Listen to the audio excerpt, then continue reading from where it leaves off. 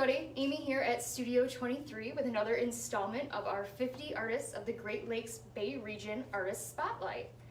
50 Artists of the Great Lakes Bay Region is a juried exhibition that took place here at Studio 23 last September through November.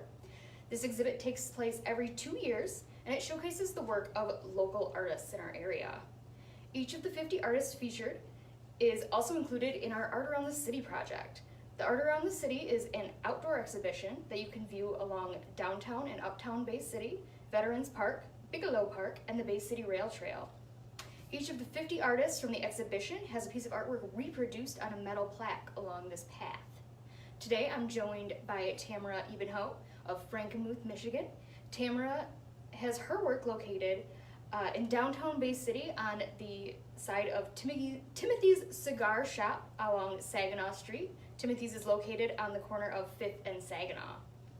Tamara is an acrylic painter that concentrates on painting Michigan wildlife and landscapes. She develops her compositions and painting concepts based on field observations through hiking and trail riding, on-site sketching, photography, and plein air techniques. Tamara is here today to share with us a little bit more about her inspiration and her process. Thanks for joining us. Hey, thank you. Well, good morning, everybody. Let's go through and talk a little bit about the painting behind me. This is a painting of an elk, obviously. It's a Gaylord elk, and I'd like to go through with you for a few minutes and talk about how I came up with this idea and then where I'm at with this painting in particular. As a wildlife artist, you have to be quick, you have to find the animal, you have to almost hunt down the animal. To do that, I have a Jeep that I use. I do a lot of Jeep riding all through the upper Michigan area, but also all around Frankenmuth, out through the Thumb. It's amazing where you can find the animals. One of the things we do with Jeep riding always, those of you that do that, you want to have a map, a plan, especially if you're trail driving. I'll take a good camera out. I have a Nikon D80, a telephoto lens on it. And I'll basically go through all of these areas with a map, talk with the DNR, try and locate where the elk are today or where the deer are, or if anybody has seen any foxes. And through that process, I'll go through and take a series of photographs.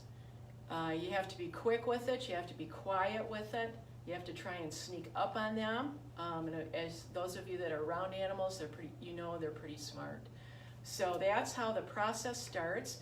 Once I get my photographs taken, I'll go through, go back to my studio, but while I'm out, before I do that, I will go through and do some sketches. So I'll sketch the natural fauna that's around the animal, write down information about the time of day, what the sky looked like, the time of the year, any other detail I see about the trees, are they oak trees, are they dying ash trees, what kind of fauna is around the animal, and then take different pictures of that. Go back then to my studio, but I'll look at all the pictures. Now there's a picture that's pretty similar to what I'm painting. Sometimes you'll see animals far away in the distance, and so we'll get, you'll go through and want to get a snapshot of them. And as you look through the photographs, when you get back, you could start thinking, okay, well, I don't want to just paint a photograph, so I want to make this a true painting. To do that, you really have to concentrate then on, okay, what is my composition going to be? What's my subject matter going to be? What do I want to focus on in the painting? So we'll start by doing a whole series of sketches, all kinds of sketches, and I call it a mini sketch, where for this particular painting, I started by just saying, okay, let's look at, if we have him in the middle and to the center, what do we want that to look like? Or if I put him over to the left, what do I think about that composition? Is that more interesting? So all of these little paintings begin to lay down what the big painting will look like. And it's a way of looking at your composition to say, gee, what if I did this, if I moved him to the right? Or if I made him maybe a little lower in the painting, what would that do to it? So I decided with this painting to go right for the center, a little to the left, and then to make that rack really go off of the page. In reality, his rack would have not gone off the page, but I think it adds to the composition to draw that right up and off the page. So that's really my first step. Then I'll go through, once I pick my composition, and really start just to do a basic line drawing of the composition. I will grid the canvas with pencil, grid my sketch with pencil, and that's how I begin to just block in, okay, where does he sit, where should his nose be, how big are his ears, what's the background like, and by following that, it becomes pretty accurate, but you still have a chance at that point, once you've sketched it in, to change it. If you look at it and you think, oh, well, I think I want to add more of an atmosphere, so I'll go through and add a couple more hills in the background and push those back. So up to that point, it's just all sketching. I have a studio in Frankenmuth in my home, and it's just full, but that's primarily where I paint. I do come over to Studio 23 and take classes, however, and find that I can really learn a lot by doing that. So I encourage everybody to take classes. That is how you're going to learn. So I've sketched this in, I've gridded it, sketched it in. There's no paint on it at this point, but I will start by doing a wash. So the entire canvas I'll wash. This is the color I chose for this canvas. And let that dry. And then really at that point yet, I can still make changes if I wanted to.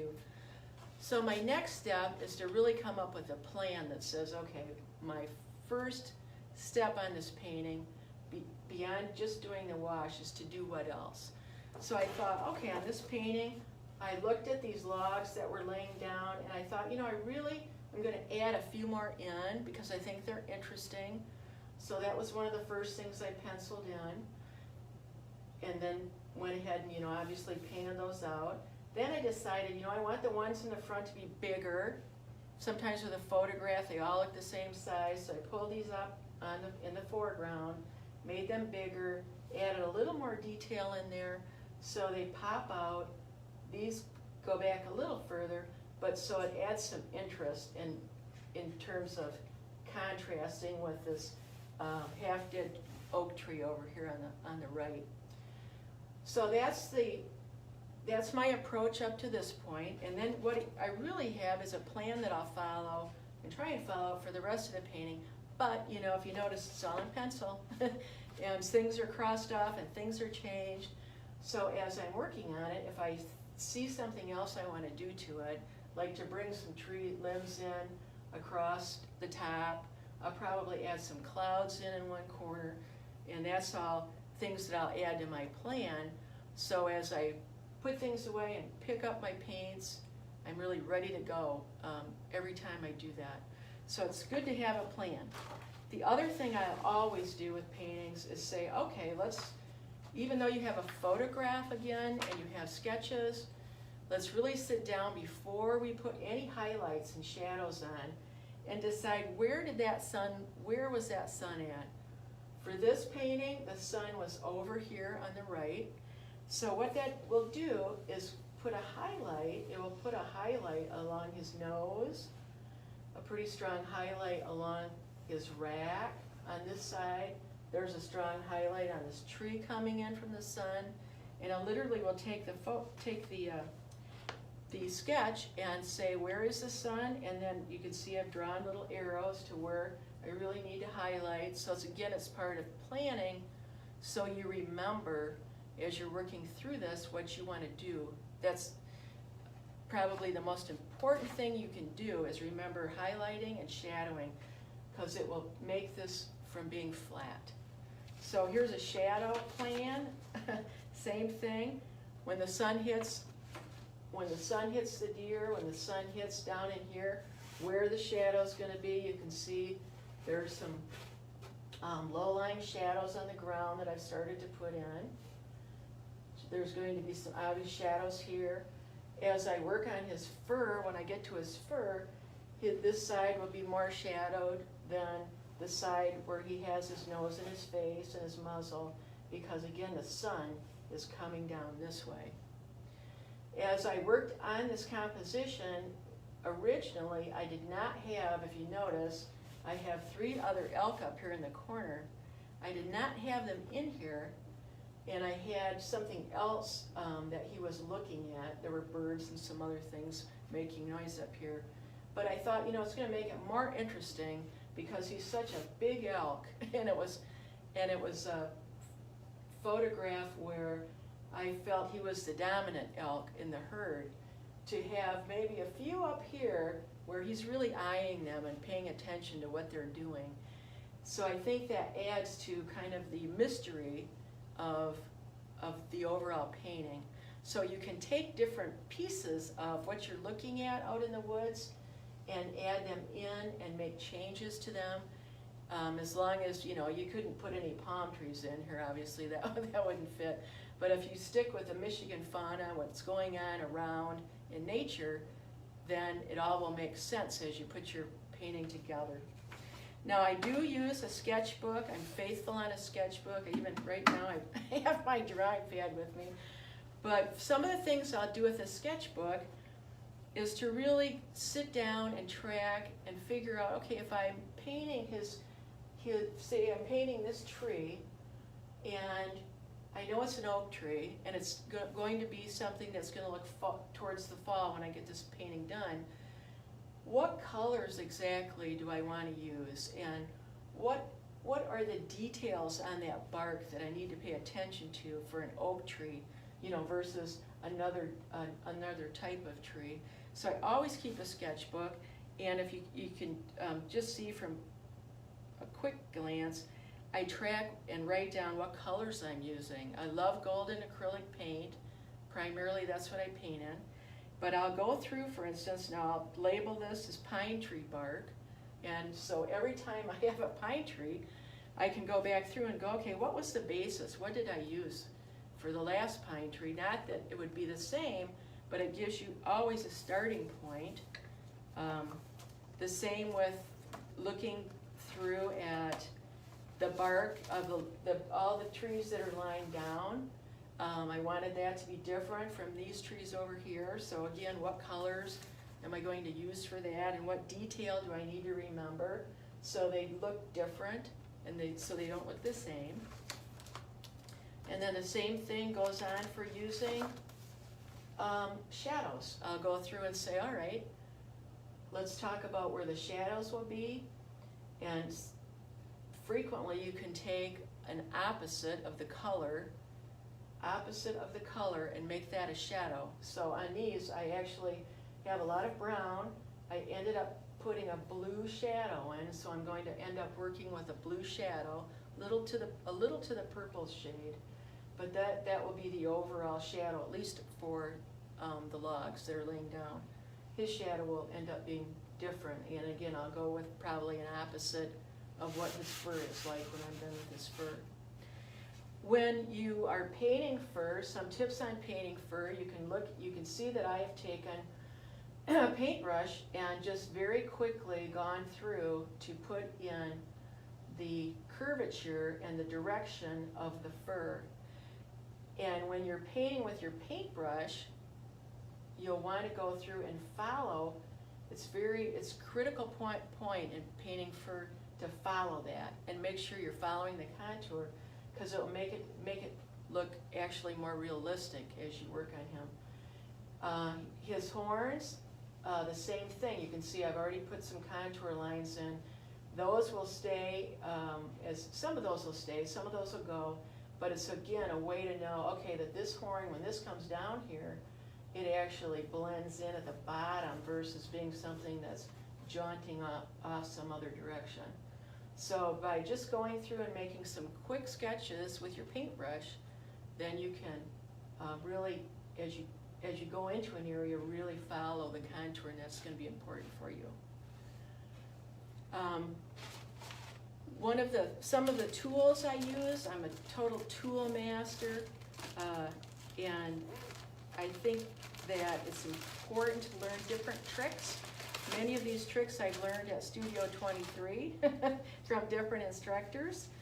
Some of the things I do like using though, I like a grayscale so you can tell as you're working, especially in your sketch, where are you at with your deepest tones and your lightest tones. So grayscale is important. Very easy, you can print them right off of the internet. I use a color finder. It's simply, this is a piece of blind using a hole punch. So I can literally go in and go, okay, now what exactly is that color gonna be?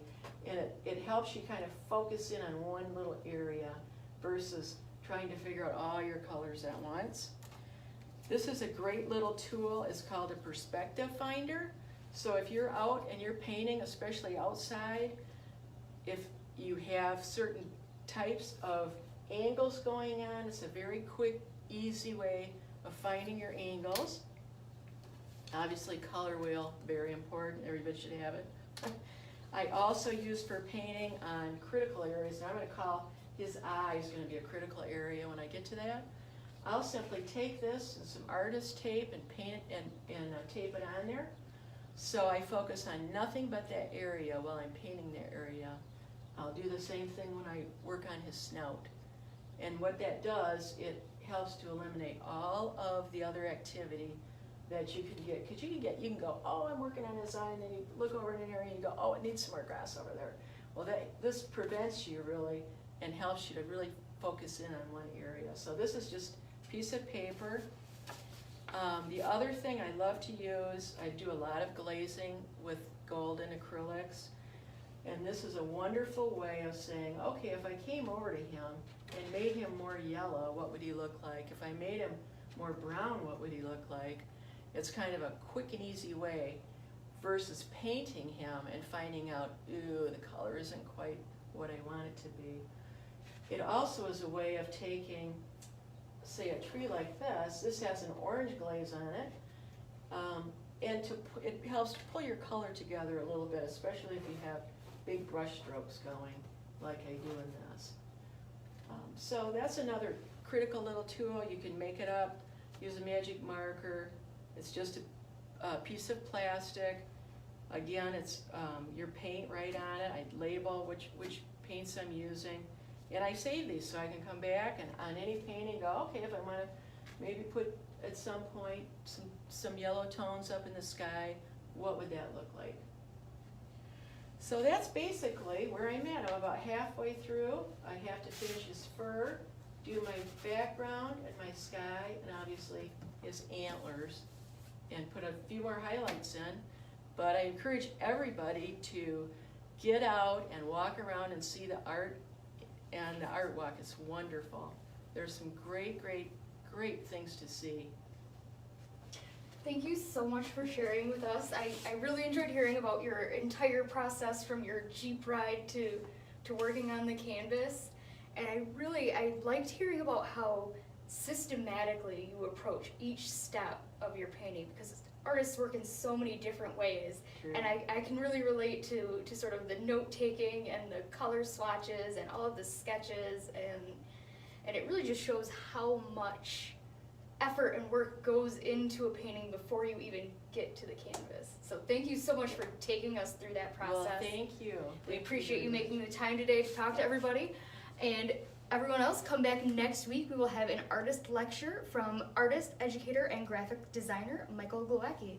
Thanks for tuning in and have a great weekend.